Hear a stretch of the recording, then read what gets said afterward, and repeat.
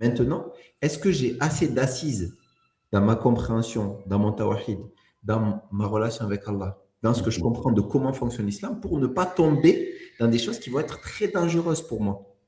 Parce que je vais être dans le fait de pousser les gens à acheter un produit dont ils n'ont pas vraiment besoin, dont je cache les défauts et dont je ne montre que les qualités, dans un principe où moi, mon seul but, c'est d'avoir des clients. Et la seule valeur que je mets en avant, c'est parce que je veux vendre, c'est pas parce que je pense que je vais vraiment leur apporter un bien. Et c'est en ça que mes croyances de base, elles déterminent mes actions. Est-ce Mhm. que j'ai vraiment foi et certitude que Allah Azza wa Jal, il va me donner, même si je me détourne de choses que tout le monde me dit de faire? Tu vois, tout le monde me dit, voilà, créer une offre, ça m'avait fait bugger, une no-brain offer. Donc, quand tu me dis que moi, je dois créer une offre où je fais sauter le cerveau de l'autre, où je, où je dois passer sous tous les radars pour que surtout ils ne réfléchissent pas pour passer la commande. Est-ce que tu te rends compte, toi, en tant que musulman, que peut-être il y a une problématique entre ce que tu fais et les principes qui régissent notre dîne, justement, qui est large? Et du coup, quand tu es face à ça, c'est quoi qui va diriger ton cœur? Il se tourne vers quoi? Est-ce qu'il veut s'aligner à la, comment dire, la prescription divine, qui de toute façon est meilleure pour toi, hein. Elle est meilleure pour toi, elle est meilleure pour les autres. Mais peut-être qu'elle te fait flipper parce que tu te dis, ouais, mais je vais perdre des clients, ou je vais pas avoir assez de clients. Ou alors, tu te dis, ouais, mais tout le monde fait ça.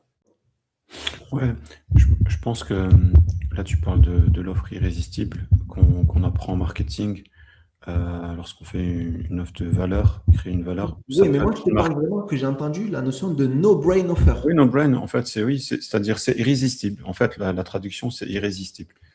Genre, en fait, tu peux pas passer à côté. Tu es obligé de prendre l'offre. Et en fait, cette offre irrésistible, comment dire, le fait de le construire sous le prisme que il faut absolument que la personne, elle achète mon offre, euh, tu veux vendre à tout le monde, en fait. Tu veux, donc, derrière le delivery, derrière la délivrance donc, de ton offre, que ce soit du service ou un produit, elle va être délicate parce que, bon, surtout si c'est maintenant une offre de service. Parce que tu peux pas donner la même valeur à tout le monde, en fait. Donc, ce qu'il faut partir, c'est déjà qui tu peux servir, ta compétence, à qui elle s'adresse. Et savoir vraiment à quel type de personne, quel type de problème tu viens adresser et tu viens résoudre par rapport à ton expertise. Et si la personne-là, elle n'a pas ce problème, elle n'a pas cette difficulté, elle n'a pas, alors tu dois être capable de dire, écoute, moi, je suis pas la bonne personne pour toi. Le problème que tu as, par contre, je peux te diriger vers une autre personne. Et c'est là qu'il y a ce principe-là, justement, d'entraide entre musulmans. C'est-à-dire, aujourd'hui, moi, je suis le spécialiste du cœur, toi, tu es le spécialiste des yeux. Ben, la personne, elle vient chez moi pour le cœur, je ne vais pas lui dire, moi, pour tes yeux, je peux rien faire. Donc, désolé, au revoir. Mais dire, non, mais je connais un très bon spécialiste qui est Kevin, qui fait les yeux. Bon, Mhm. c'est un exemple qui est un petit peu à côté de la plaque, mais c'est pas grave.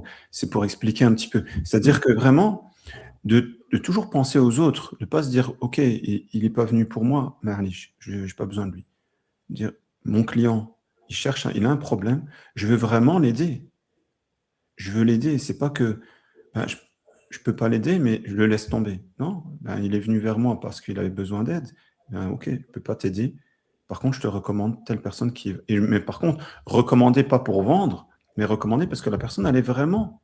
On pense et on a la certitude que cette personne-là, elle est vraiment compétente. Elle va pouvoir vraiment l'aider. Compétente et honnête, etc. Honnête, etc. Qu'elle a les qualités pour et non pas l'envoyer au coupe-gorge, quoi.